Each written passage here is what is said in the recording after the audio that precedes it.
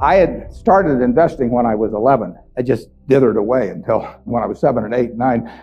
So unfortunately, I didn't get started until I was 11. But I bought my first stock when I was 11, and then I experimented with a whole bunch of things, like timing of stocks and charting and doing all these crazy things. It was a lot of fun. Profitless, but a lot of fun. And I did that until I was 19. And I read all the books on investing in the public library, and I ate it up. It was fascinating to me, but I had no framework. I was just searching for something. I was hoping that little things on a chart would tell me something about what a stock was going to do. It was kind of crazy, but everybody else was doing it, so I figured I'd do it too. Sometimes you'd turn the chart upside down, it still wouldn't help. Then in 1949, I read The Intelligent Investor by Ben Graham. I'd never heard of him up till then. And there are really only 2 chapters in that book that are the key to it. But they set my philosophical framework for investing in 3 ways.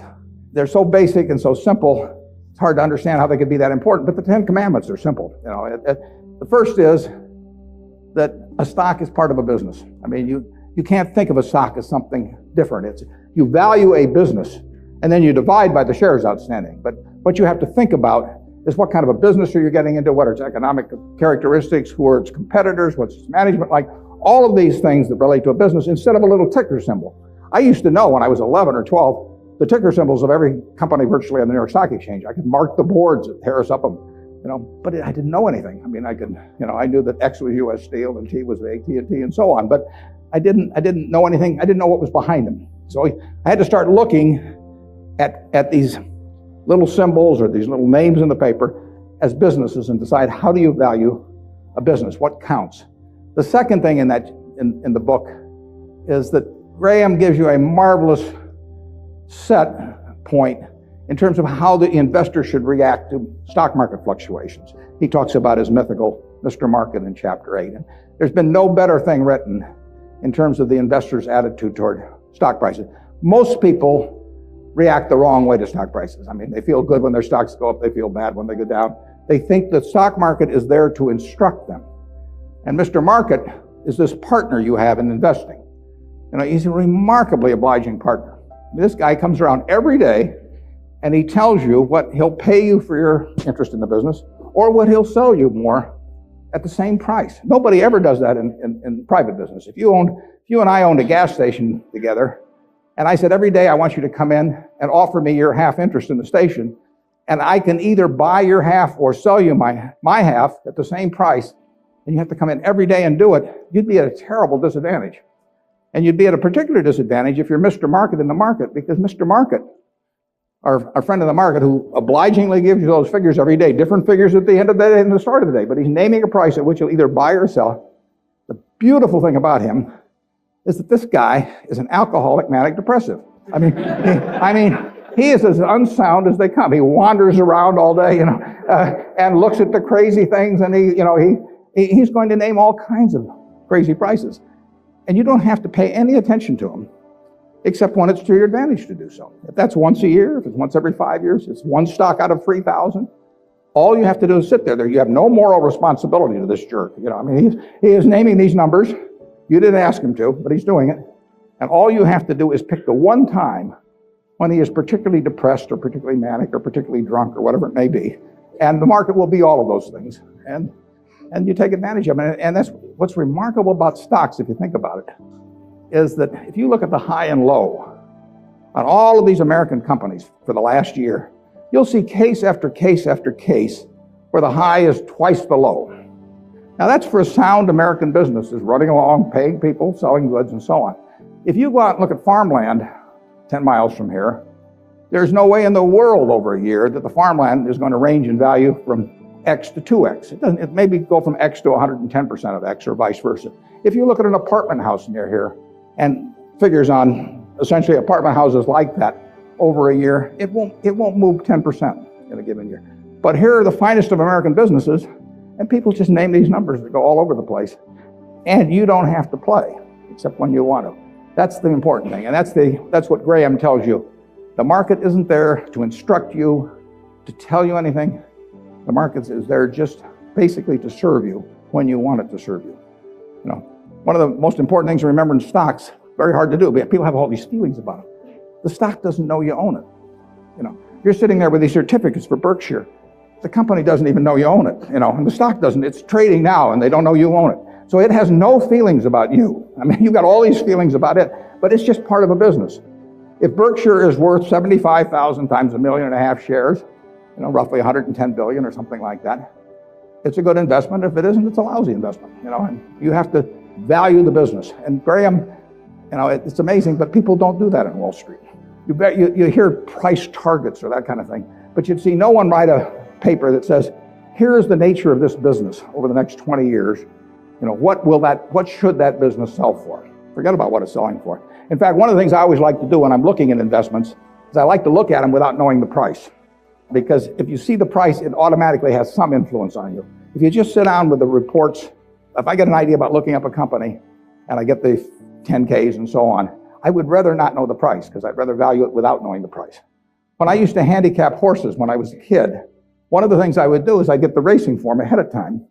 And if there were 9 horses in a race, we'll say, obviously the probabilities of each one winning the race had to add up to 100%. I mean, one horse was going to win the race absent a dead heat, or all of them dropping dead on the backstretch. So if you went through the racing form, and I would look at the 3rd race at Hialeah, I would try to figure out the percentage chance of each horse winning the race, and that had to add to 100%. Then I would compare those percentages to the odds. But first of all, I wouldn't look at the odds first. I would look at the past performance and all of that thing first. Stock market's the same way. Third thing in Graham's book is the margin of safety. If you come up to a bridge and it says capacity 10,000 pounds and you're driving a 9,800 pound truck, you drive down further and find another bridge. I mean, nobody knows exactly what that capacity is, and sign may have been put up 3 years ago. So you always leave a margin of safety. You don't try to cut things that close. You wait till something kind of shouts at you in the stock market. And with those 3 principles, you can build all kinds of structures on that. But that's the foundation. And if you've got that in mind, and that's in the Intelligent Investor, I've never found anything that remotely compares with it. All 3 of the ones you can't get rid of one leg of the 3-legged stool and still have a good investment philosophy. But I would say that the most important thing over a long period and working with big money is to understand the business. Let's just say for the moment that you were given $1 million or whatever sum was necessary, and you could look around Knoxville or look around all of Tennessee if you want and buy into any 3 businesses, between now and a week from now, private businesses, not trading or anything of the sort. And you got a week to do it or you have to give the money back.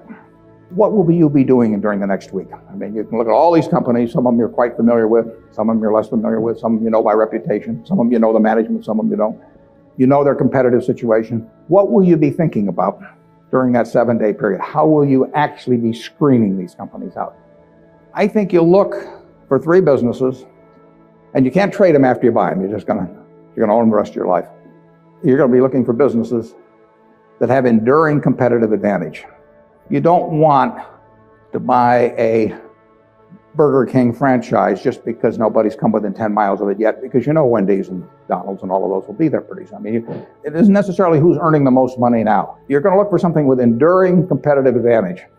Now that takes a business with some kind of a moat around it, because capitalism, by definition, is a system where every time somebody has an economic castle, somebody else is going to come after it.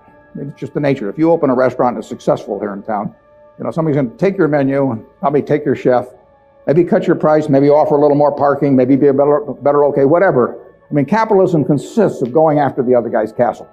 If that's the case, you want a castle with a big moat around it. There's a lot of ways you can have a moat around something. You could have it by patent protection. You could have it by location in certain areas. I mean, if you have something in people's mind, like Coca-Cola, 6 billion people in the world, practically all of them have something in their mind about Coca-Cola, largely favorable. They don't have anything in their mind about RC Cola. And if RC Cola spent $1 billion advertising, they wouldn't have anything in their mind about RC Cola. But they've got something in their mind about Coke, and generally it's favorable. That's why Coke wants to be where people are happy, because they want to be at the theater. They want to be at Disney World. They want to be at the World Series. They want always have you drinking that drink of Coca-Cola while at the same time experiencing happiness. And if they do that, they're going to sell a lot of Coca-Cola. And it won't make any difference if somebody is a half a cent less on some serving than Coke. So that's an enduring competitive advantage.